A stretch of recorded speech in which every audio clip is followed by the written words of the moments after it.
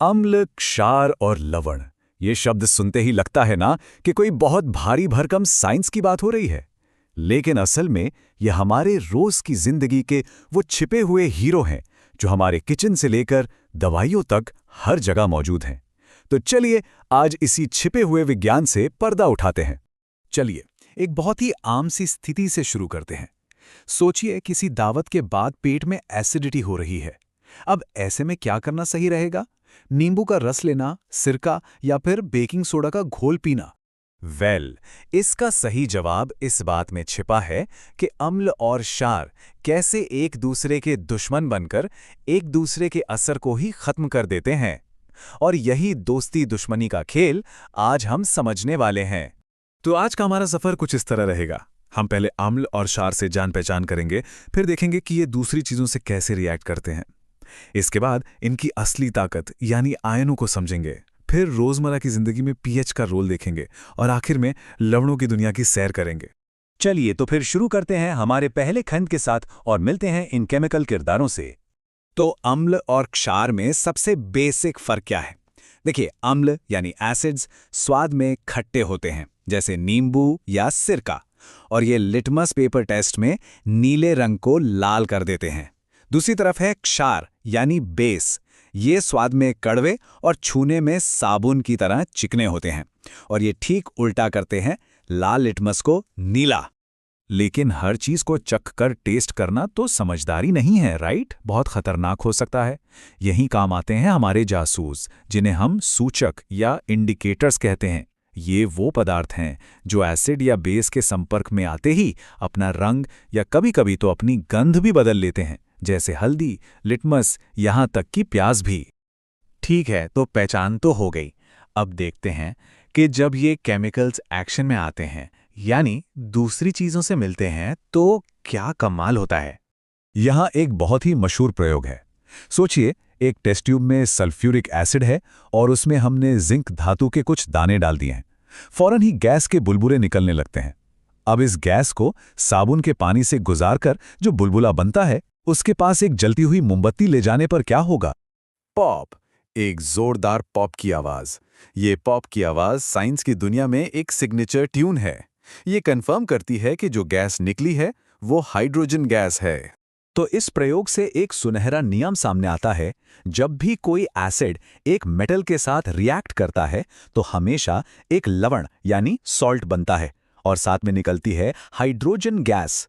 ये एक पक्का नियम है। और अब आते हैं इस कहानी के सबसे अहम रिएक्शन पे, उदासीनीकरण या न्यूट्रलाइजेशन। जब एक एसिड और एक बेस आपस में मिलते हैं तो वो एक दूसरे की ताकत को खत्म कर देते हैं और बनाते हैं लवण और पानी। और हाँ, वो शुरू वाली एसिडिटी की प्रॉब्लम का इलाज बिल्कुल यही है। हमने ये तो देख लिया कि एसिड्स और बेस करते क्या हैं, लेकिन उनके इस बर्ताव के पीछे का क्यों क्या है। चलिए अब इस राज से भी पर्दा उठाते हैं। तो सवाल ये है कि आखिर सभी एसिड्स में ऐसी क्या एक बात कॉमन है, ऐसी क्या चीज है जो किसी पदार्थ को एसिड बनाती है?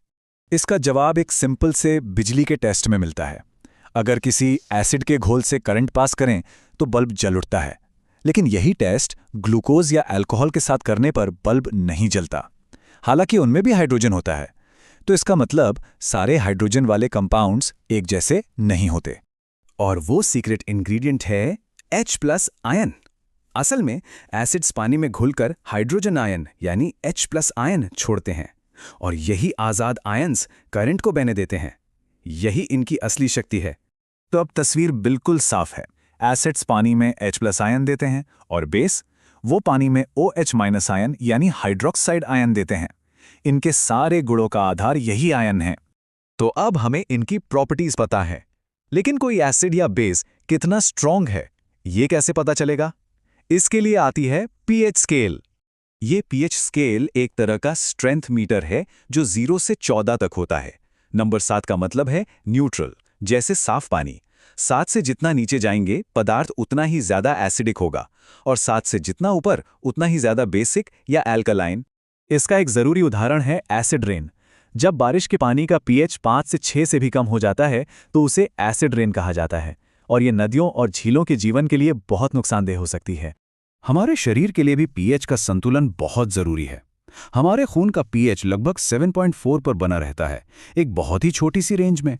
इससे थोड़ा सा भी ऊपर नीचे होना जानलेवा हो सकता है। और दांतों की सेहत का राज भी पीएच में ही है।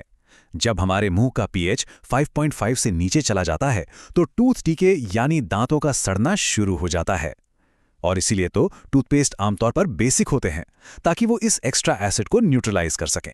एसिड्स हो गए, बेस हो गए, लेकिन जब ये दोनों मिलते हैं तो क्या बनता है? लवण यानी सॉल्ट्स। चलिए अब इस तीसरे लेकिन बहुत ही महत्वपूर्ण खिलाड़ी की दुनिया में चलते हैं। हमारे किचन का साधारण नमक यानी सोडियम क्लोराइड सिर्फ खाने के लिए नहीं है, ये एक इंडस्ट्रियल पावर हाउस है। जब इसके पानी के घोल, जिसे ब्राइन कहते हैं, से बिजली गुजारी जाती है तो 3 बहुत काम की चीजें बनती हैं: क्लोरीन गैस, हाइड्रोजन गैस और सोडियम हाइड्रोक्साइड। और इनके इस्तेमाल तो हम हर रोज देखते हैं, पानी साफ करने से लेकर साबुन और डिटर्जेंट बनाने तक। तो ये एक बहुत ही दिलचस्प सवाल खड़ा करता है। अगर एक मामूली सा दिखने वाला नमक इतना बड़ा केमिकल पावर हाउस हो सकता है, तो सोचिए हमारे घरों में ऐसी और कितनी सरल चीजें हैं जिनके अंदर